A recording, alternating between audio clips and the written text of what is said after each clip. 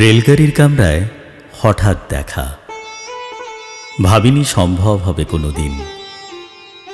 আগে ওকে বারবার দেখেছি লাল রঙের শাড়িতে, ডালিম ফুলের মতো রাঙা। আজ পরেছে কালো রেশমের কাপড়, আঁচল তুলেছে মাথায়। দোলন চাপার মতো চিকন গৌর মুখখানি ঘিরে মনে হলো কালো রঙে একটা গভীর দূরত্ব ঘনিয়ে নিয়েছে নিজের চারদিকে, যে দূরত্ব সর্ষে ক্ষেতের শেষ সীমানায় শালবনের নীলাঞ্জনে। থমকে গেল আমার সমস্ত মনটা। চেনা লোককে দেখলেন অচেনার গাম্ভীর্যে।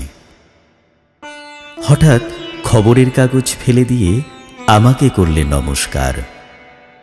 সমাজবিধির পথ গেল খুলে।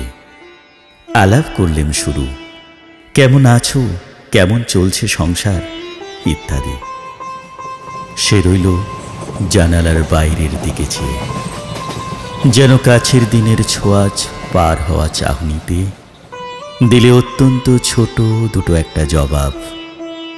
কোনোটা বা দিলেই না, বুঝিয়ে দিলে হাতের অস্থিরতায় কেন এসব কথা, এর চেয়ে অনেক ভালো চুপ করে থাকা।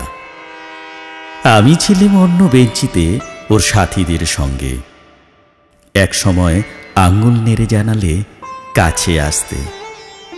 মনে হলো কম সাহস নয়। বসলুম ওর এক বেঞ্চিতে। গাড়ির আওয়াজের আড়ালে বললে মৃদুস্বরে, কিছু মনে করো না, সময় কোথা সময় নষ্ট করবার। আমাকে নামতে হবে পরের স্টেশনে, দূরে যাবে তুমি, দেখা হবে না আর কোনো দিনই।